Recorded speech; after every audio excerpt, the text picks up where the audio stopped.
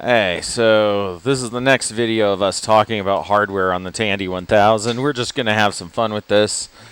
Right now we're in System Checker 4.5. Just showing you my specs for the Tandy 1000. Today, summary is it's a NEC V20 CPU with an Intel 8087. It says the CPU is running at 8 megahertz. It's really running at 4.77, but it does seem to run a lot faster than it originally did. ROM date is 3/5/1985, so just a day before my, just a day before my wife's like third or fourth birthday. Anyway, we're just going that IBM PC. We're running DOS 622, but I have some Tandy 1000 enhancements etched into it. 640K RAM with 552K of it free. Yeah, let's pause for a second. So that's the problem with making videos is, you know, you get interrupted and you lose track of where you were at. Other curious info, and you can see my serial ports. I don't have any. I have the standard proprietary goofy looking Tandy parallel port. I have it thinks my deluxe mouse is a Microsoft 2-button mouse. But it sure doesn't feel like one. Video, of course, is 80 by 25 using enhanced CGA. 2 diskette drives, and yes, you are not going insane. That does indeed say 4,110.38 megabyte hard drive in this thing. Yes, we have a 4 gig hard drive in a Tandy 1000. It's because I have that XT IDE card in here, and I don't even need. That was actually the biggest struggle when I was adding this drive. It had the dynamic drive overlay on it. I had to wipe the master boot record to get rid of it, so the XT IDE would work right. All right, talk about my CPU. We already went over that one. BIOS info. Of course, it's Phoenix Technologies 10100, 127K. It shows you all your segments and other details. And we just have the one parallel port. This is my interrupts. As we know, all IBM XT class machines only have 8 interrupts, starting with 0, which is the clock. 1 being the keyboard. I think the other items are all pretty much. IRQ5 is open. The other few are open. I mean, maybe one day we'll get some CPLD device put on this thing, and we'll really soup it up. Maybe with like dual Tandy 1000 Sound Blaster stuff for some of these games that don't like to play nice with the Tandy sound.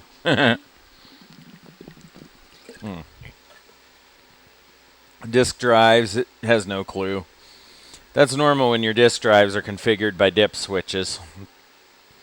It doesn't know what they are. It just knows that they're there. Doesn't know what its hard drive is, but that's because of XT IDE. We have a 4.1 gigabyte Seagate Medalist in here. It's bootable. Starting cylinder is 0.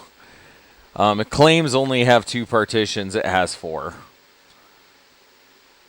Logical. Now it's looking at my logical DOS drive. That's why it shows only 2 partitions, people.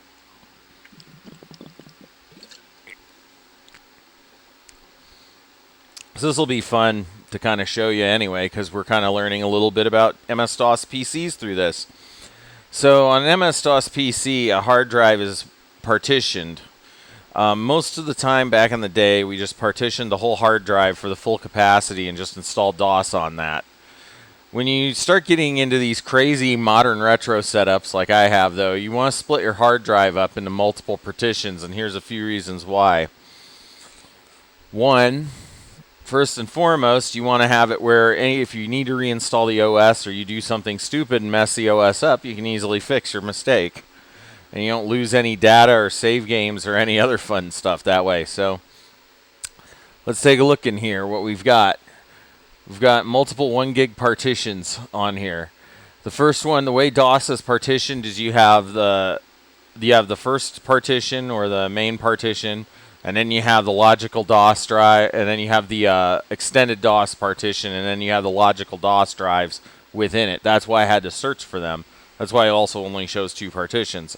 If Felt kind of silly forgetting that, but yeah. So C is your main partition. That's the OS disk. That's where my operating system lives. D, E, and F all live under what's called the logical DOS partition. And I think in 622 like this, you could have a maximum of 3 of those. Or anyway, what we have is we have 114 megabyte used of my main drive and still over almost a gig left on those. The most weighty drive we can see is games, and that's because I put every kind of DOS game on this thing that'll work on a Tandy 1000. So yeah. And then, of course, I have MISC, and everybody's probably confused what that miscellaneous partition is for. On the old Tandy, it's just for holding the install diskettes for things like DeskMate, Windows, anything I want to screw around with. Not that I really want to screw around with Windows. Windows is a freaking dumpster fire, especially the ones that run on an 8088. Anyway, moving down.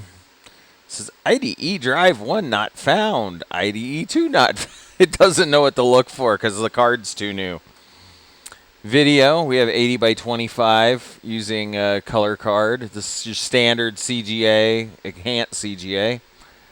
Current color is light gray on black. That's what's talking about. I'm seeing this in color. You're seeing this in monochrome. Says this is all the video information stuff. And that's our memory. 256 environment size, 95 is used for E161. We do pretty good on memory management here at the Creeping Network. I don't really have to mess with stuff too much on these old machines. Here's my TSR map, tells you terminate stay resident programs. Of course, we got the DOS 622 kernel. We have command.com. We have DOS. We have, PNPPD, which is our packet driver for my Ethernet card. SysChk is running. It's not taking up too much. Now here's a SysChk speed. It says throughput speed's about 2 megahertz. CPU is about 8. If we run video speed, let's see how jokingly slow this is. Yeah, so you got V and D. Testing. Right now I can see my hard drive LED going. That's actually not that bad for an XT.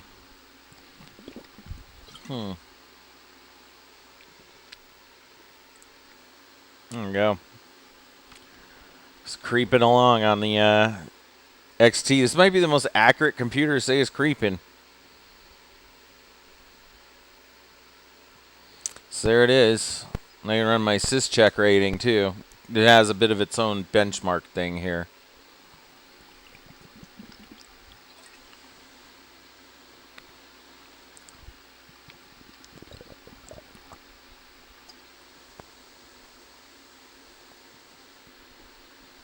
I'm drinking water and staying hydrated.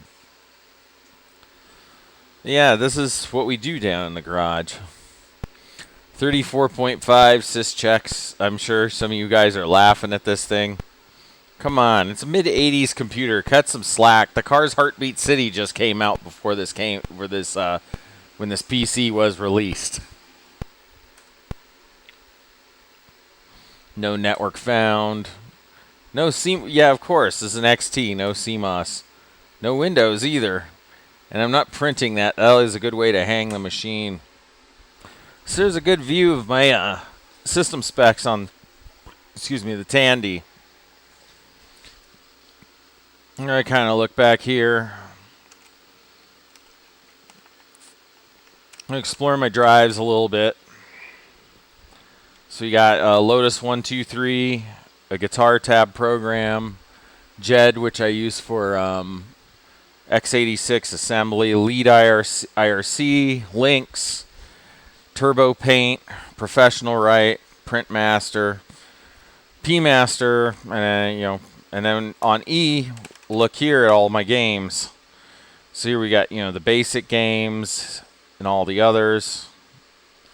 So yeah, there you go. A good glimpse at the machine. And F, I don't really think we have anything in F yet. It's going to be in E. We're going to play some games in the next video for this. So you guys actually get to see something exciting.